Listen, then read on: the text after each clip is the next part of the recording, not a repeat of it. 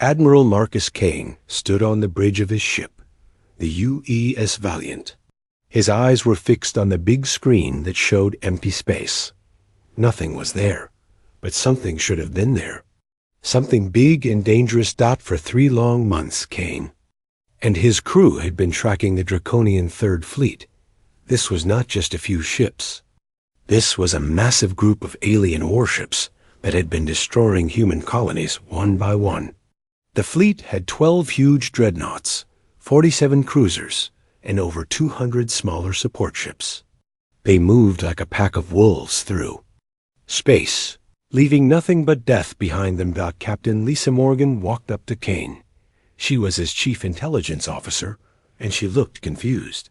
"Sir, we have checked this area 3 times with our sensors. There is nothing here. No broken ships, no energy signals, no calls for help. Nothing at all." Kane rubbed his jaw. This did not make sense. The Draconians never just disappeared. They were like a disease that spread from system to system. They would arrive, demand that humans surrender, and then destroy everything when people refused to give up. They had done this same thing over and over again for months. Lieutenant Commander Jake Collins stepped forward. He was the ship's tactical officer, the man who handled all the weapons and fighting strategies. The last message from Colony Station Delta 7 said the Draconian fleet entered this system 2 days ago.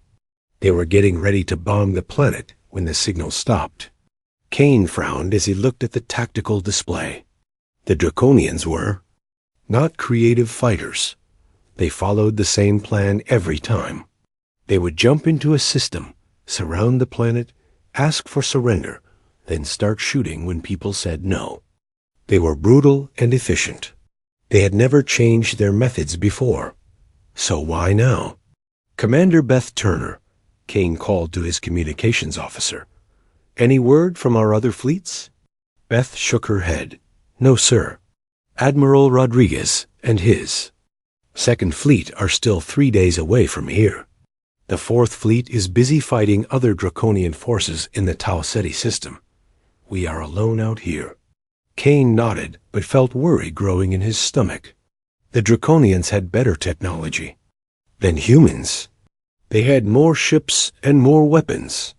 For 2 years, humanity had been losing this war. They had been forced to evacuate colonies and retreat system by system.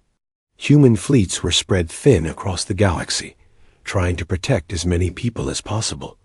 But it was not enough. The Draconians were winning. The sudden disappearance of an entire Draconian fleet was something that had never happened before. Kane had been fighting these aliens for 2 years, and they never retreated. They never ran away. They fought until every ship was destroyed or until they won. So where were they? "Sir," Ensign Tony Ward called from the sensor station. His voice was excited. "I am picking up something strange. There is a weak quantum signature about 2-0 from here, near the asteroid belt in this system." Kane's eyes narrowed. A quantum signature could mean many things. It could be a cloaked ship, a weapon charging up, or something else entirely. But it was the only clue they had. "Set course for those coordinates," Kane ordered. "Full stealth mode. Whatever happened to the Draconians? I want to know about it before we run into the same problem." The bridge crew moved quickly to follow his orders. The UES Valiant was a good ship with a good crew. Kane had served with most of these people for years. They trusted him, and he trusted them. But right now, they were flying into the unknown. As the ship changed course, Kane thought about the war. It had started when the Draconians first appeared at the edge of human space. No one knew where they came from or what they wanted. They did not try to talk or negotiate.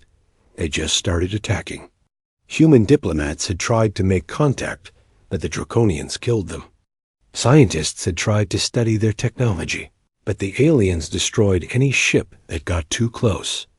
The war had been going badly for humanity from the start. Human ships were smaller and weaker than Draconian vessels. Human weapons barely scratched. Their armor.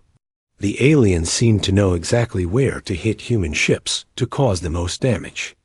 It was like they had been studying human technology for years. But humans had one advantage. They were stubborn. They refused to give up, even when things looked hopeless. Every time the Draconians destroyed a colony, the survivors would join the military and fight back. Every time a human ship was destroyed, more people volunteered to crew new ships. Kane remembered the first time he had seen a Draconian ship. It was 3 years ago, before the war started. The ship had appeared near Earth's moon, massive and dark. It looked like a giant metal fish with sharp teeth. When human ships approached it, the alien vessel had simply vanished. No one understood how it had done that. Now, Kane was chasing shadows again. But this time, an entire fleet had vanished. That was not normal, even for the mysterious Draconians. "Sir?" Dr. Helen Price spoke up from her science station. "I am reading some very strange energy patterns from the coordinates. It is unlike anything I have seen before." Kane walked over to look at her readings. Dr. Price was the ship's chief science officer, and she was very good at her job. If she said something was strange, it was probably dangerous too. "What kind of energy patterns?" Kane asked. "I am not sure yet," Dr. Price replied. "But it is affecting space and time around it. The readings are very faint, but they are there." Kane felt a chill run down his spine. Anything that could affect space and time was far beyond human technology. It was probably beyond Draconian technology, too. "How long until we reach the coordinates?" Kane asked. 30 minutes at current speed," Lieutenant Commander Steve Adams replied from the navigation station. Kane nodded. "All hands prepare for possible contact with unknown forces, battle stations." The lights on the bridge dimmed as the ship went to red alert. Crew members moved to their emergency positions. Weapons were powered up, but kept on standby. Kane did not want to start a fight, but he wanted to be ready if one found him. As the Valiant moved closer to the coordinates, Kane wondered what they would find. The Draconian fleet had been huge and powerful. What could have made it disappear? Without a trace? And more importantly, was it still out there, waiting for the next human ship to investigate? Kane had a bad feeling about this. In his experience, when things seemed too quiet, it usually meant something terrible was about to happen. But he had to know the truth. Humanity's survival might depend on it. The empty space ahead of them held secrets that could change everything. Kane just hoped his crew would live long enough to learn what those secrets were. The U's Valiant moved through space like a ghost. All systems were running quietly to avoid being detected. Kane had ordered silent running because he did not know what they might find. The crew worked at their stations without talking, communicating. Only through hand signals and quiet whispers. As they got closer to the coordinates, the sensor readings became stronger. Dr. Helen Price stared at her instruments with wide eyes. She had never seen anything like this before. "Captain," she said in a low voice, "you need to see this, right now." Kane walked over to her station. On the screen, she showed him what the sensors had found. It was impossible to believe. A perfect sphere hung in empty space. It was about 3 kilometers wide and seemed to bend light around it. Inside the sphere, Kane could see pieces of ships floating in the darkness. But these were not normal pieces of wreckage. Something was very wrong with the way they moved. "My God," Dr. Price whispered. "Captain, this is incredible. Time inside that sphere is moving very slowly. Much slower than normal time. The pieces you see are not broken ships. They are ships that are still being destroyed, but so slowly that it looks like they are frozen." Kane stared at the screen. He could see what looked like explosions, but they were not moving. Fire and debris hung, motionless in space like a photograph. How slowly? Kane asked. Dr. Price checked her readings again. Time inside the sphere is moving at about 1,000th of normal speed. If this field started 2 days ago when the Draconians arrived, then only about 3 minutes have passed for anyone inside. Lieutenant Commander Steve Adams ran some quick calculations on his computer. That means if someone was inside when this started, they would have experienced less than 3 minutes, while we have lived through 2 full days out here. Kane felt his mind trying to understand what this meant. Whatever had happened to the Draconian fleet was still happening. The destruction was frozen in time, playing out so slowly that it seemed to have stopped. Can we tell what caused this? Kane asked. Dr. Price shook her head. I have never seen anything like this before. The technology needed to create a time field this large is far beyond anything humans have built. I am not even sure the Draconians could do this. Captain Lisa Morgan joined them at the science station. Could this be some kind of weapon? Maybe, Dr. Price replied. But if it is a weapon, it is unlike any weapon I have ever studied. This required incredible precision and power. Kane studied the frozen battle scene on the screen. He could see Draconian ships caught in the middle of explosions. Some ships were breaking apart so slowly that individual pieces of metal seemed to hang in space. Other ships looked like they were trying to escape, but they were frozen in the middle of turning away. Are there any life signs inside the field? Kane asked. Dr. Price worked at her instruments for several minutes. Yes, sir. Very faint, but I am detecting human biosignatures within the field. Everyone on the bridge turned to look at her. Jake Collins spoke first. That is impossible. The Draconians do not take prisoners. They never have. They kill everyone they find. Kane felt confused and worried. If there were humans inside the time field, how did they get there? The Draconians had been destroying human colonies for months, and they had never left any survivors before. How many humans? Kane asked. It is hard to tell because of the time distortion, Dr. Price replied. But I think there is at least one person inside the field. Maybe more. Kane made a decision that he knew was dangerous. Prepare a reconnaissance probe. I want to know what is inside that field. I want to know if those humans are still alive. And I want to know what happened to the Draconian fleet. Beth Turner looked worried. Sir, if we send the probe into the field, it might get trapped like everything else. We will send it just to the edge, Kane explained. Close enough to get good readings, but not close enough to get caught. The crew worked quickly to prepare the probe. It was a small, unmanned ship filled with sensors and cameras.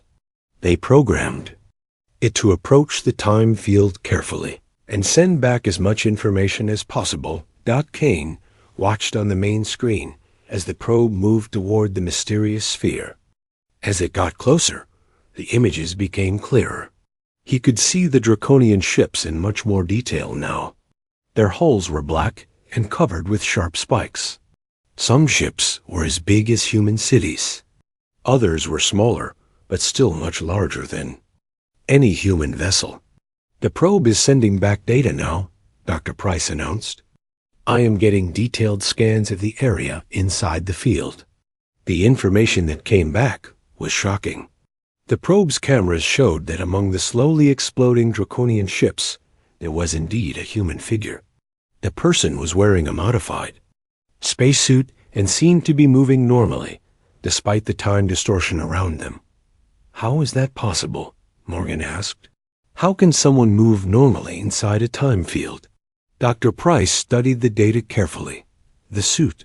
It is generating its own time field. Somehow, it is keeping normal time around the person wearing it, while everything else stays frozen. Kane leaned forward to get a better look at the screen. Can we get a closer image of that person? The probe's cameras zoomed in on the human figure. It was a man with gray hair and a determined look on his face. On the front of his spacesuit, they could see words written in English. Dr. Nathan Cross, Temporal Research Division, Beth Turner read aloud. Kane felt his blood turn cold. He knew that name. Cross was part of the Kronos Project. He disappeared 6 months ago when the research facility was evacuated during a Draconian attack. Lisa Morgan accessed the classified files on her computer.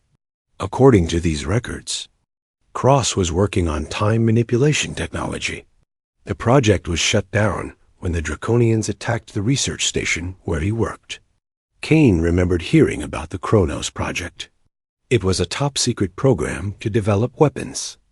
That could affect time and space. Most people thought it was just science fiction, but apparently it was real. "Sir," Beth Turner called out, "I am receiving a transmission. It is coming from inside the time field." Kane felt his heart start beating faster. "Put it on the main screen." The screen flickered, and Dr. Cross's face appeared. His voice sounded strange because of the time distortion, but they could understand his words. "If anyone receives this message, my name is Nathan Cross. I have successfully used the Kronos device against the Draconian fleet. The time field will hold for about 72 hours before the power runs out." Kane wanted to respond, but Dr. Price shook her head. "The time difference makes it impossible to talk to him in real time. But we could send a message that would reach him in his time frame." Cross's recorded message continued. "I managed to escape from the research facility before it was destroyed. I have been following the Draconian fleet, trying to find a way to stop them. I could not prevent them from attacking Colony Station Delta 7, but I have made sure they will not attack anyone else." Kane felt a mix of relief and worry. Relief that someone had stopped the Draconian fleet, but worry about what this meant for the war. "However," Cross continued, "there is something you need to know about the Draconians. Something that changes everything we thought we knew about this war." The transmission suddenly cut to static, leaving the bridge in complete silence. Kane looked around at his crew. They all had the same expression of shock and confusion on their faces. What could Cross have discovered about the Draconians that was so important? "Can we restore the signal?"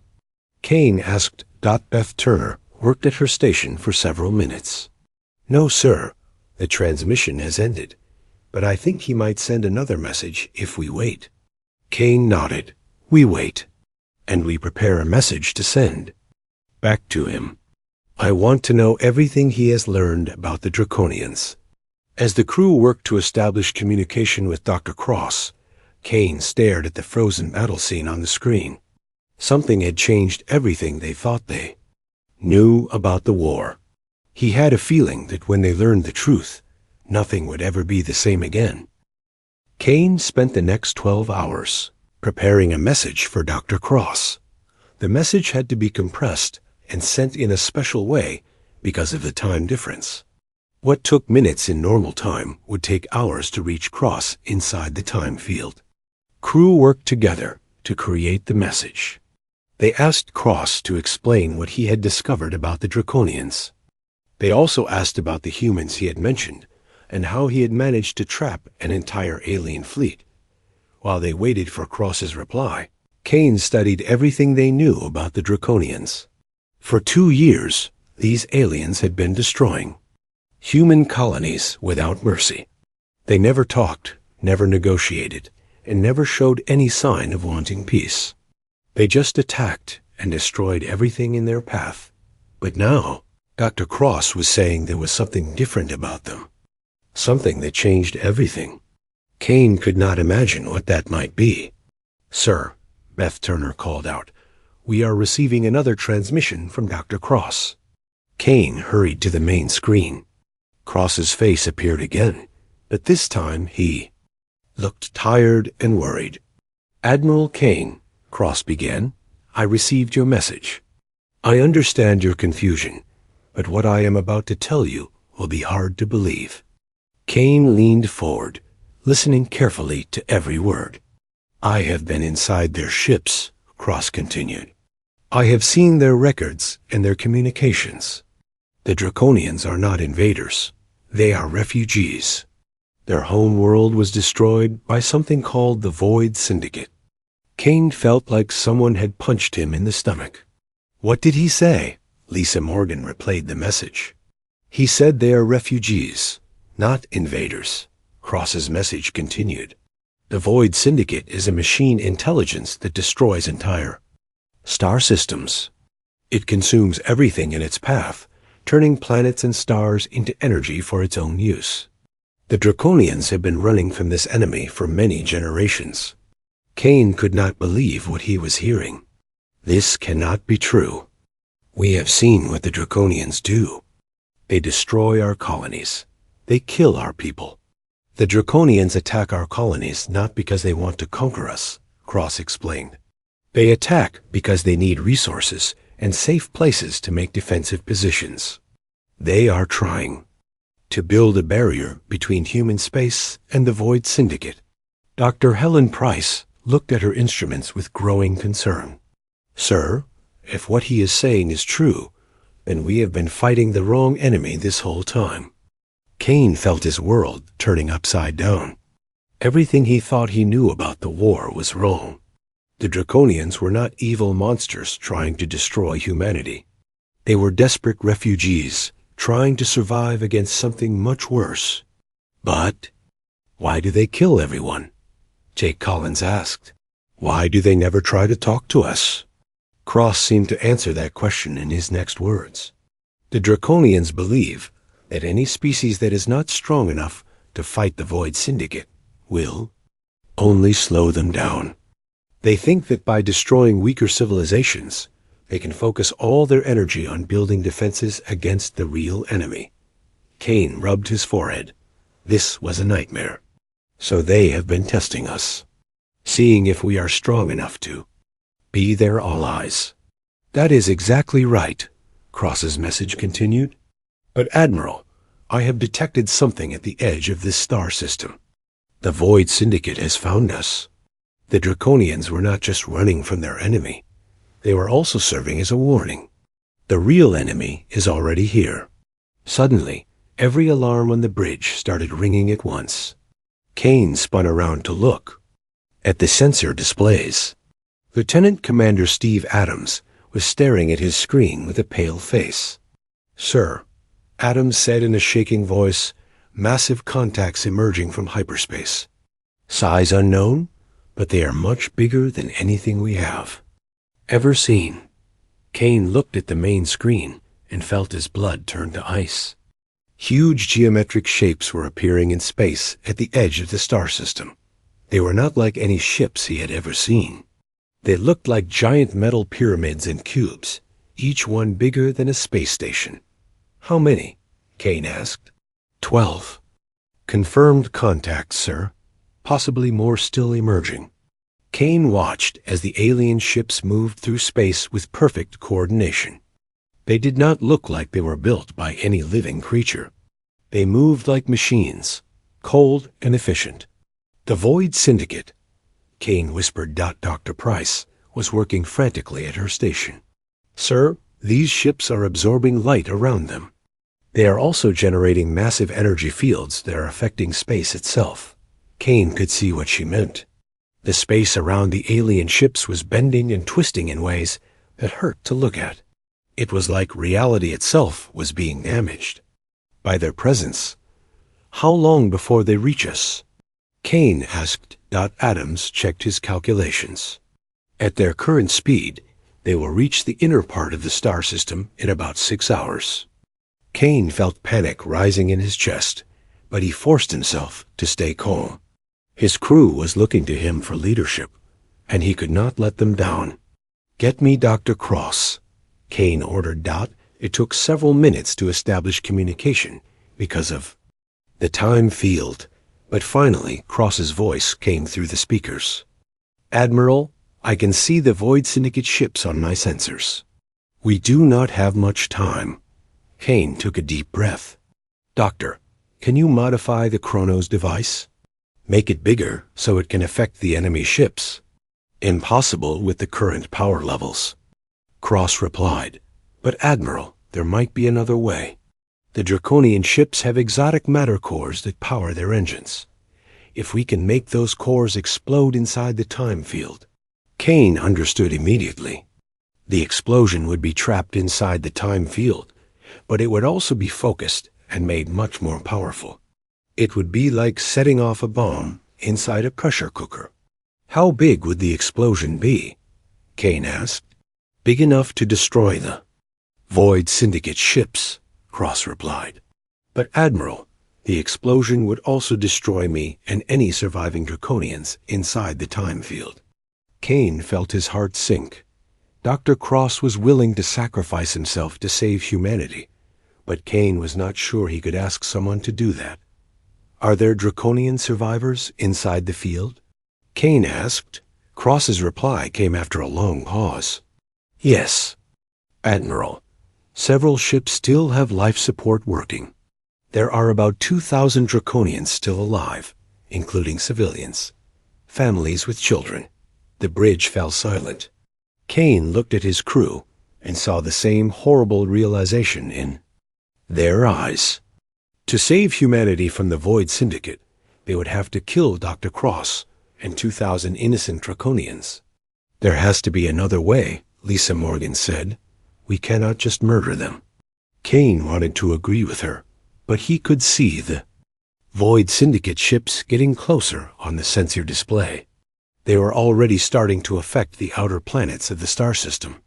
The gas giant planets were beginning to break apart as the alien ships drained their energy. Dr. Cross, Kane said slowly, how much time do we have to decide? The Void Syndicate will reach the inner system in 5 hours, Cross replied.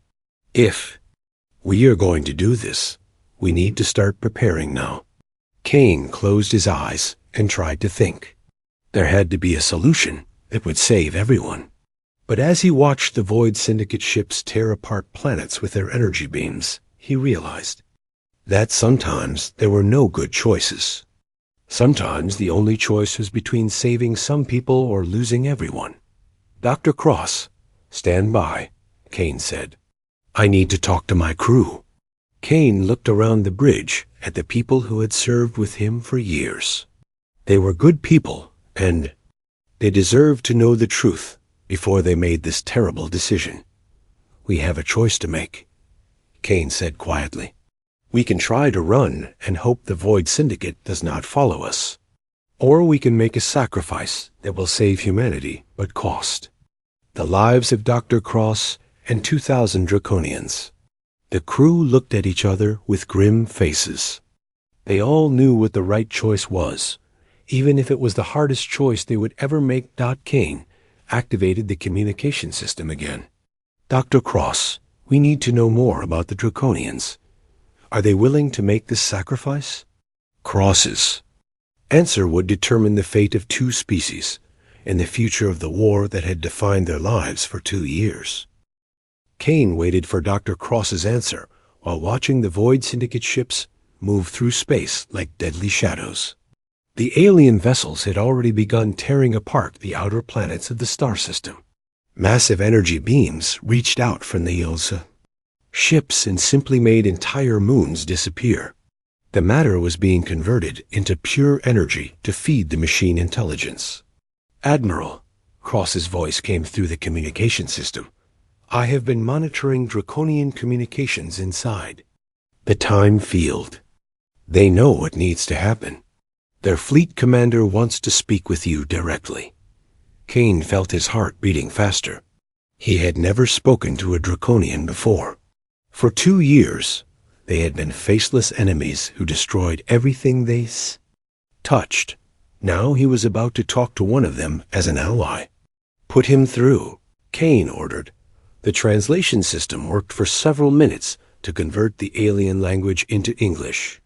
When the voice finally came through, it was deep and strong, with an accent that sounded almost musical. Human Admiral, I am Commander Zethkara of the Draconian Remnant Fleet.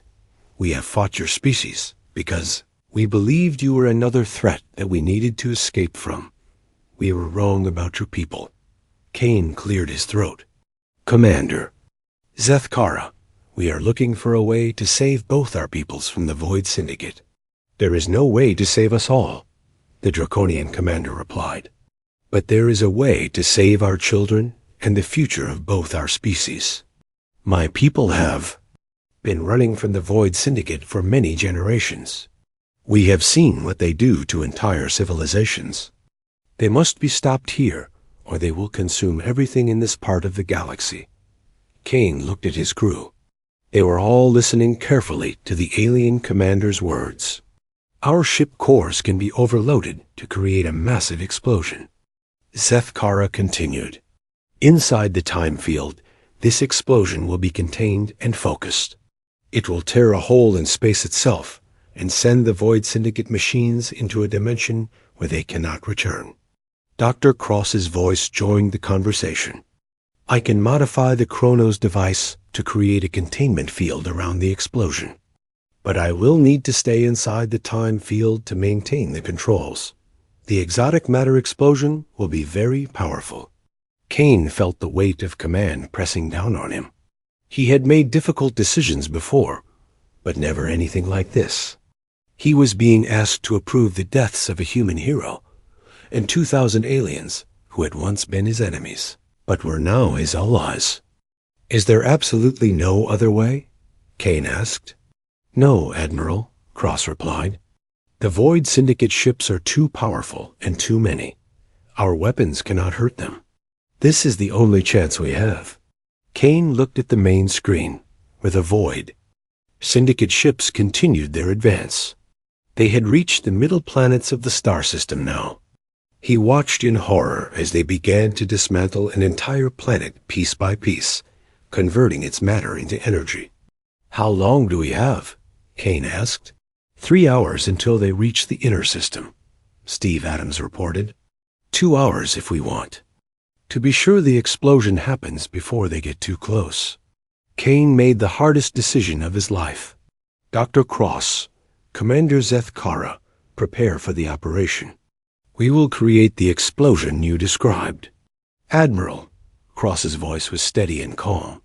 It has been an honor to serve with you. Please make sure that both our peoples remember what happened here today. Make sure they know that the Draconians are not our enemies anymore. Commander Zeth Kara's translated voice added, Tell your people that we died not as enemies, but as brothers fighting against a common threat. Our children will grow up in a universe where humans and Draconians stand together. Kane felt tears in his eyes, but he forced himself to stay strong. Both species will remember this day. Your sacrifice will not be forgotten. The next 2 hours passed like a nightmare. Kane watched on the sensors as Dr. Cross and the Draconian engineers worked together to prepare the exotic matter cores for overload. The time field made everything happen very slowly, but Cross's special suit allowed him to move at normal speed inside the field. On the main screen, Kane could see Cross moving between the Draconian ships. The alien vessels were beautiful in their own way, with smooth curves and elegant designs. It was hard to believe that these people had been humanity's enemies just a few hours ago. Sir, Beth Turner called out, Dr. Cross is sending a final message. Cross's face appeared on the screen one last time. Admiral, the cores are ready. The explosion will happen in exactly 10 minutes from now. I want you to know that working with the Draconians has been an honor. They are good people who have been forced to do terrible things to survive. They deserve to be remembered as heroes. Kane nodded, even though he knew Cross could not see him in real time. They will be remembered, Doctor. Both you and the Draconians will be remembered. The bridge crew worked in silence as they prepared to witness the explosion. Kane had ordered all human ships to move to a safe distance, but he wanted to stay close enough to record what happened. Future generations needed to see the sacrifice that had been made. Sir, Dr. Price called out, I am detecting massive energy buildups inside the time field. The Draconian cores are beginning to overload. Kane looked at the screen and saw light beginning to build inside the time field. It started as a small glow, but it quickly grew brighter and brighter. "The Void Syndicate ships have detected the energy buildup," Jake Collins reported. "They are changing course and moving faster toward us." Kane felt his stomach drop. "How much time do we have?" "They will reach us in 15 minutes, Adams replied. "But the explosion should happen in just 8 minutes. Kane held his breath as he watched the light inside the time field grow brighter. The explosion was building slowly because of the time distortion, but he could tell it was going to be massive. "Sir," Dr. Price said in amazement, "the explosion is creating a space-time distortion. It is actually tearing a hole in reality itself." On the screen, Kane could see space itself beginning to bend and twist around the time field. The explosion was not just destroying the Draconian ships. It was changing the very nature of space and time in that area. "The Void Syndicate ships are trying to retreat," Collins reported, "but they are being pulled toward the space-time distortion." Kane watched in fascination as the massive alien ships, which had seemed so powerful just minutes before, were now being drawn into the growing hole in space. Their energy beams lashed out wildly, but they could not escape the pull of the distorted space-time. "The explosion is reaching its peak," Dr. Price announced. "In 30 seconds, the space-time rift will be at maximum size." Kane counted down the seconds in his head. When the explosion finally reached its full power, the light was so bright that the main screen had to dim itself to protect their eyes. The space-time rift expanded to enormous size, swallowing the Void Syndicate ships one by one. "It worked," Kane whispered. It actually worked. The Void Syndicate ships disappeared into the rift, and then the rift itself began to close. Space and time slowly returned to normal, leaving behind only empty darkness where the time field had been. "All Void Syndicate ships have been destroyed or displaced," Collins reported. "The immediate threat is over." Kane felt relief wash over him, but it was mixed with sadness. Dr. Cross and 2,000 Draconians had given their lives to save both species. Their sacrifice had ended the war and defeated an enemy that could have destroyed the entire galaxy. "Sir," Beth Turner said quietly, "we are receiving a transmission from the surviving Draconian fleets in other star systems. They want to talk." Kane nodded. "Put them through. It is time for our species to become allies instead of enemies." The war was over, but Kane knew that the real work was just beginning. Humans and Draconians would need to learn to trust each other and work together to rebuild what had been destroyed. It would not be easy, but it was possible because of the sacrifice made by heroes from both species. Kane looked at the empty space, where the time field had been, and made a silent promise to Dr. Cross and Commander Zifkara. Their sacrifice would not be forgotten, and the peace they had died to create would be protected. The main Devourer fleet arrived like a wave of darkness, washing over the stars. Elena Rodriguez watched from the bridge of the UE Defiant as thousands of enemy ships emerged from hyperspace. The small fleet of human and survivor ships had fought bravely, but they were outnumbered 1,000 to 1. "Captain," Amy Foster said, her voice tight with fear, "I'm counting over 5,000 ships. Some of them are bigger than anything we've ever seen." Elena looked at the tactical display.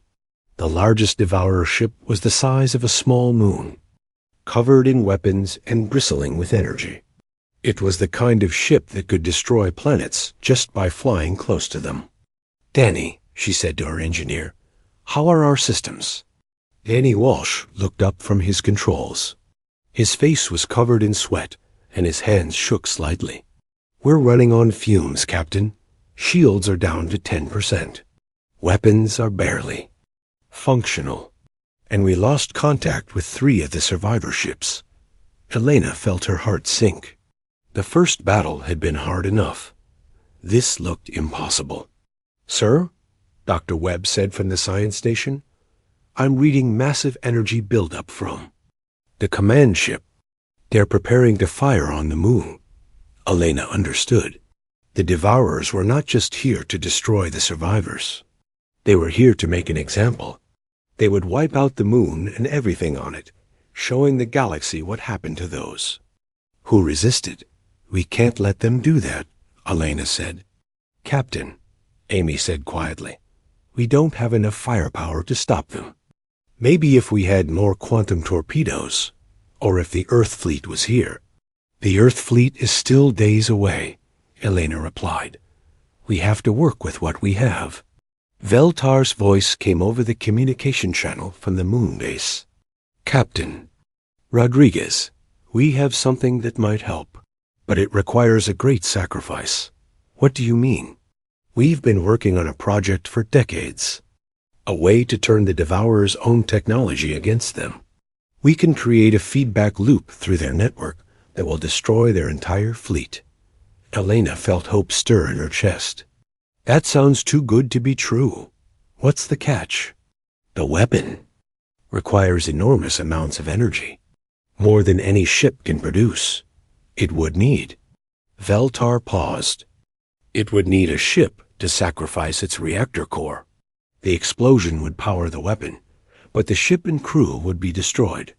The bridge was silent. Elena looked at her crew. Danny was still young, barely 25. Amy had a family, waiting for her back on Earth. Dr. Webb had 3 children. Dr. Johnson had never even gotten married because she was too busy saving lives. There has to be another way, Elena said. There is, said a new voice. It was Elder Krex, the tree-like. Alien. We survivors can power the weapon with our own life force. Many of us are old. We have lived long enough. No, Elena said firmly.